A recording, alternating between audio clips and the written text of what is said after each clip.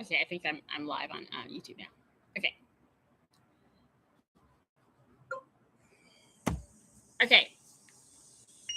So after reading all of the most of my jobs in that I've ever worked, and I think almost all, if not all of my jobs in television and theater. I think I may have missed a couple of things. I'm going to read my residence list because it's insane. But I'm sure anybody in the military probably has had more residences, and anybody on tour with any show has probably had more residences.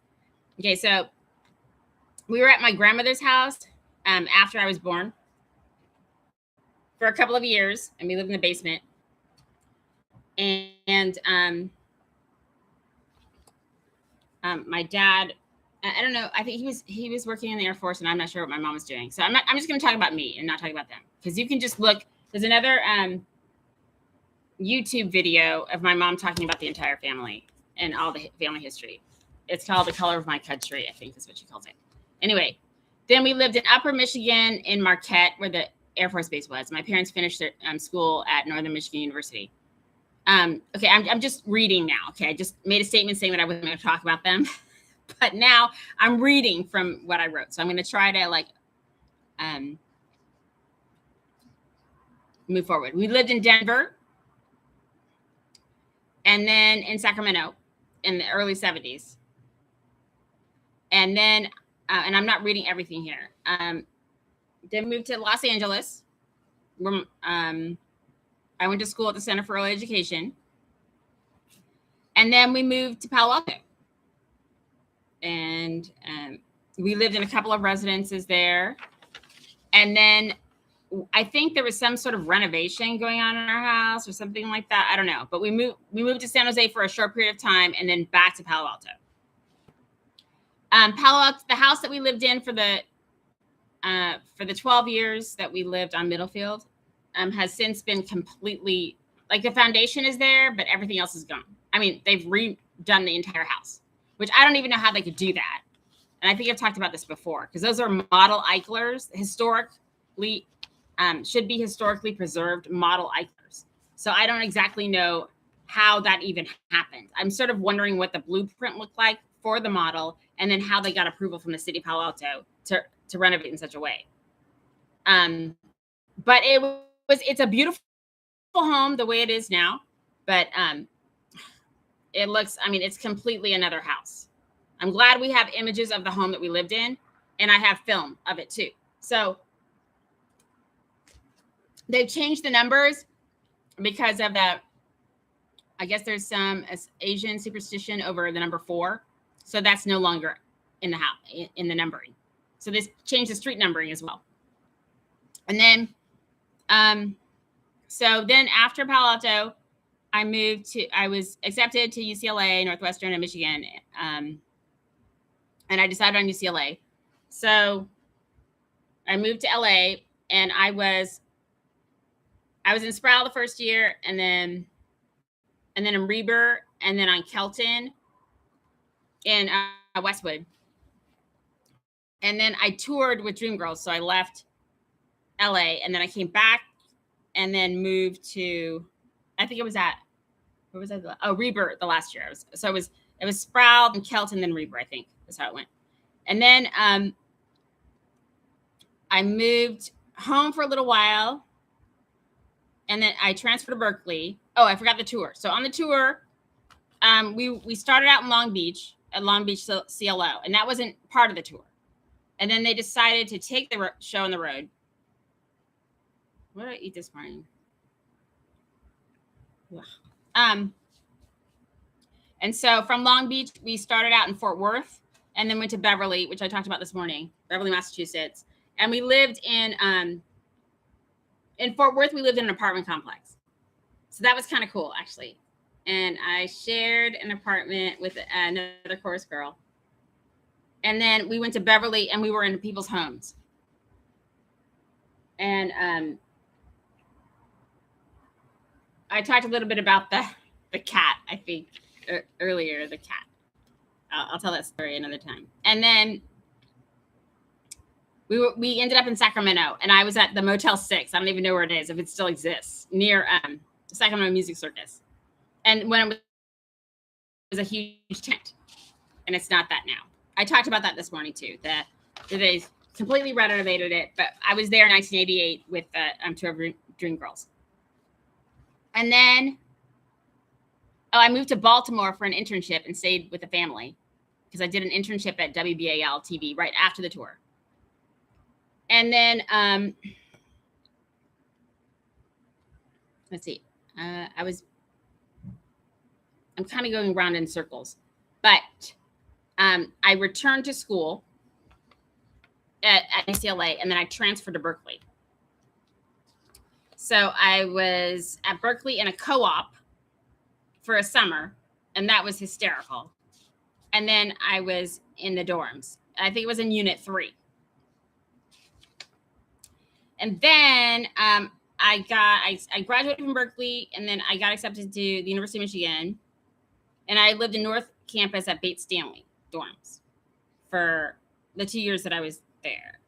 And that is like the teeniest, tiniest room and a shared bathroom. And but it was a good experience. I think, Michigan was awesome when I was there.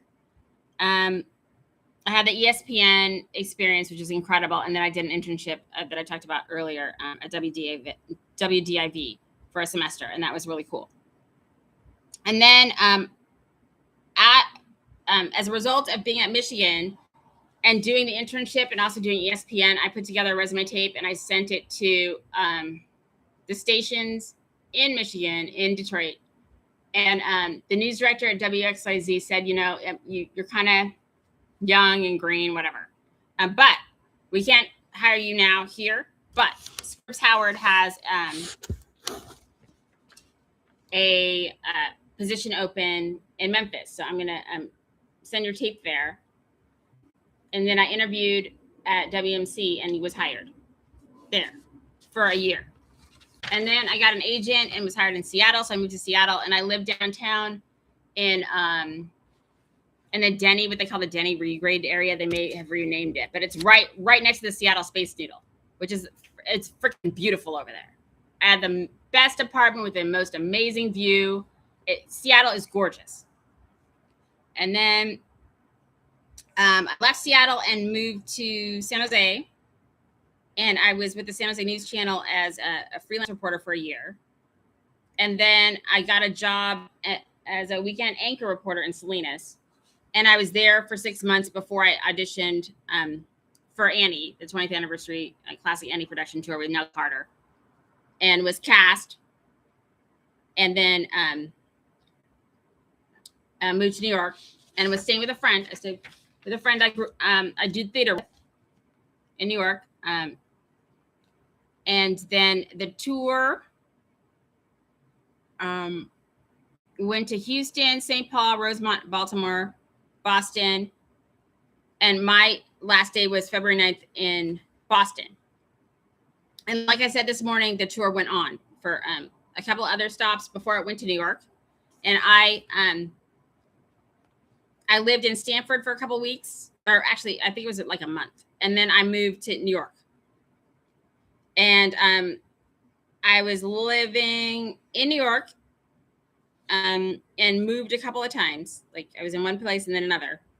Because I found on the equity board posts sublets. So I subletted. And then I moved back to San Jose.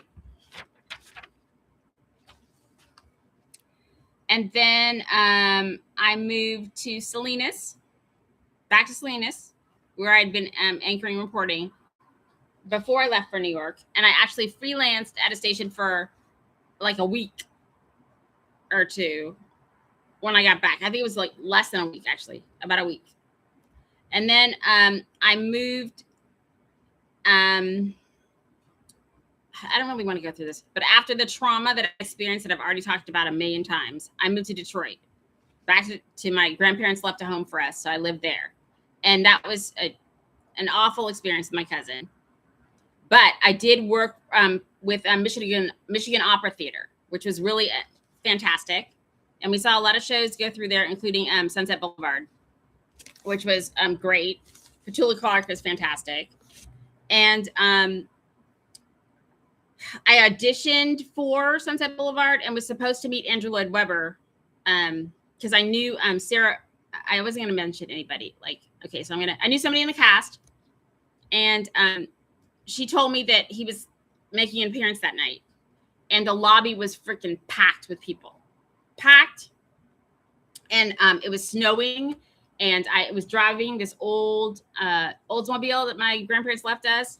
And I was like, I have to get home. It was after the show that he made the appearance. And so I did not stay to meet him. But I did hear that he appeared. And then also the cast of Annie was going through Detroit while I was working at the theater. And the Annie at the time was there with her mom. It was so funny. And oh my God, the dog just pooped over here. Where did you poop? Don't eat that. Ugh. I have to get the anti-poop spray. Anti-poop eating spray. Anyway, that's kind of funny. Then I moved back to San Jose. And my parents didn't really want me to live at the house anymore. So I was like, I was in a couple motels. I was at a Motel 6. I was at a Santa Clara Motel. I was at a hotel in Palo Alto. Because I didn't really have money to get myself an apartment. And I was trying to start again. And then I moved to Seattle for a short period of time and actually lived at a Y. So it's sort of the opposite. When I was in New York, I was living in my friend's penthouse.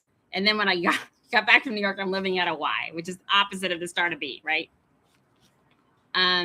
It's not tomorrow, tonight the Y. Yeah. Tomorrow a penthouse. It's not that. It was the opposite way. Or actually, I sang it the right way, but it's really the song is opposite. So then I moved to Los Altos for a little bit. And I don't even want to go through that. And then I moved into a family friend's home. And then I applied for a teaching credential program at a state school and was admitted and was there for a short period of time. And then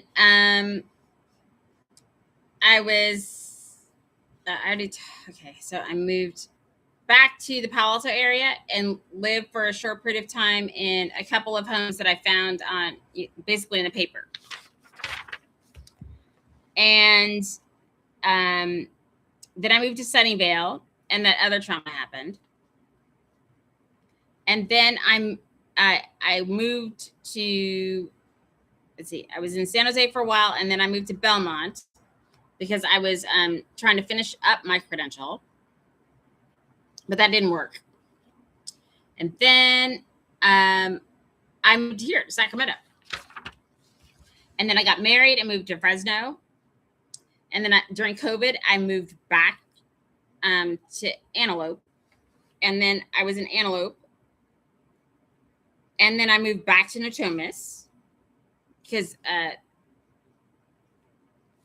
when I moved here originally, not originally, but in 2009, I moved to Natomas. So then I moved to Fresno, and then I moved back to my parents' house during COVID, and then I moved into an apartment in Antelope, and then I moved back to Natomas.